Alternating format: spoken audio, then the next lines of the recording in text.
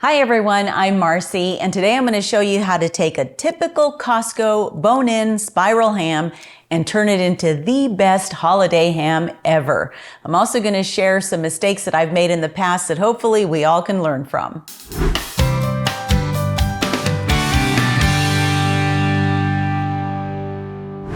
I've been buying Costco hams for years and they've always been good. They come with a packet of glaze that typically I would add a little pineapple juice to and call it done.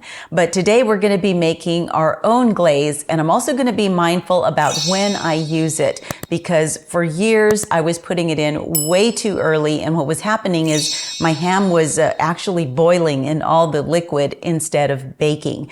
But I'll fill you in more on that later. For now, let's just go over the ingredients. I'm starting with a 9.5 pound bone-in spiral cut ham, and I'm going to be putting some pineapple slices and maraschino cherries on top. I just think it always looks a little more festive that way.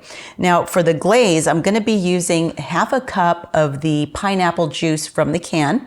I'm going to use 1 cup of light brown sugar, half a cup of honey, 1 tablespoon Dijon mustard, half a teaspoon garlic powder, and 1/8 of a teaspoon ground cloves. So let's get started.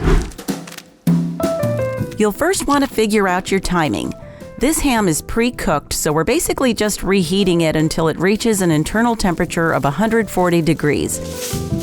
To do that, it will take about 12 to 15 minutes for every pound. For me, that's going to be about 2 hours, maybe a little more. Preheat the oven to 275 degrees. Then, after you've removed all the packaging, line your baking pan with enough aluminum foil to completely cover the ham on all sides. Place the ham bone side or flat side down in the center of the pan.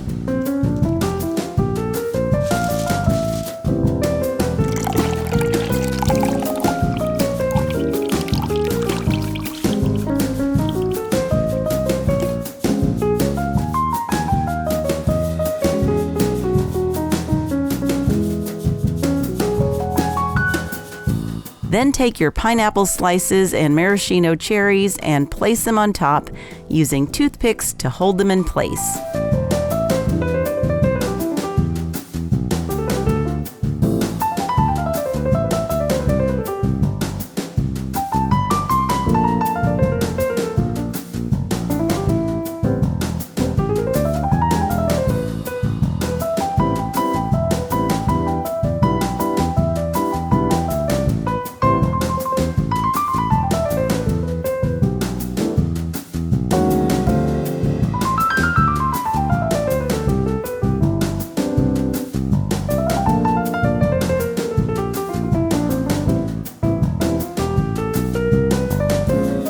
When it looks the way you like it, pull the foil over and secure it as tightly as possible without poking holes in it. Now, this is where I used to go wrong in the past. I always put my glaze on at this point before putting it in the oven. But what would happen is it would be swimming in all this liquid, and the ham already has plenty of natural juices that are going to render as it cooks. So just keeping it wrapped tightly like this in foil is going to make sure that the moisture stays locked in and you're not going to end up with a dry ham. Place the ham in the oven and don't check on it until the last half hour of cooking time. For me, that will be after an hour and a half. Meantime, I'll make the glaze. In a small pot, I'm combining the brown sugar, the pineapple juice, the honey, the mustard, the garlic powder, and the ground cloves.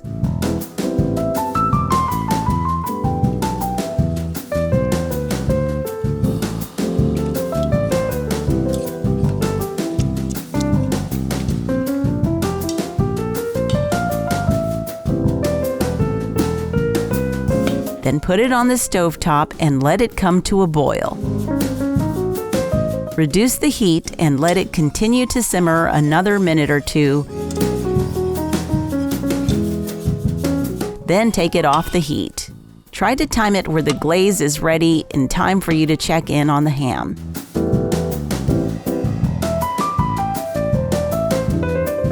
It's been an hour and a half, so at this point I'm going to take the ham out of the oven and set it aside while I boost the oven temperature to 475 degrees.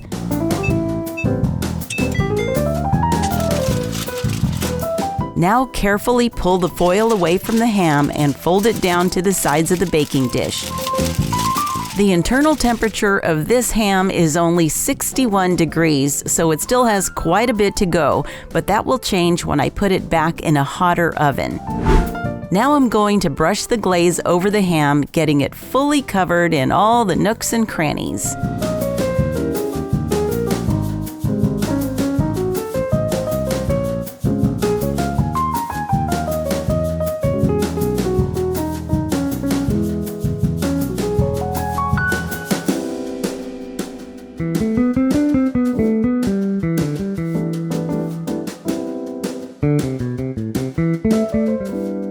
Then I return the ham to the oven and let it cook uncovered for the remaining time, again until the internal temperature reaches 140 degrees. At this point, I'll be checking in every 15 minutes and basting with more glaze each time.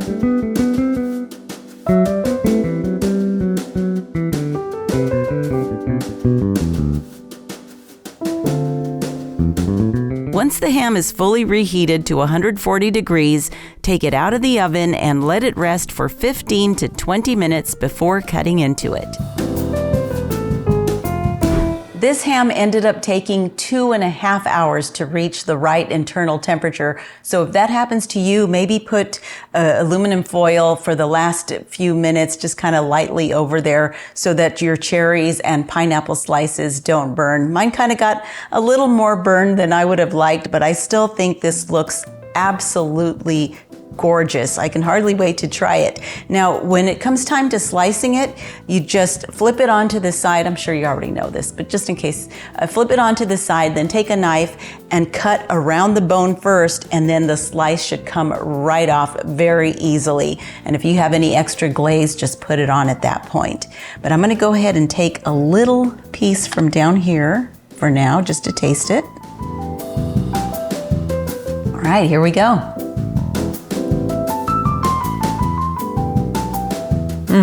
Yum. Absolutely delicious. It's super juicy, and gosh, I really love how the sweetness from the glaze balances the saltiness of the ham.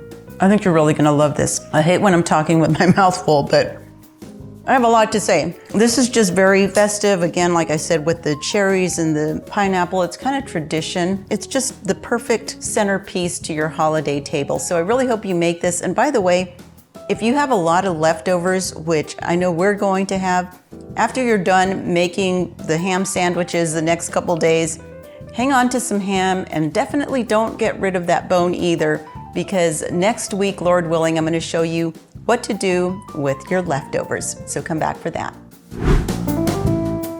Thanks so much for checking out this video. If you liked it, be sure to give it a thumbs up and subscribe so you don't miss any of my recipes.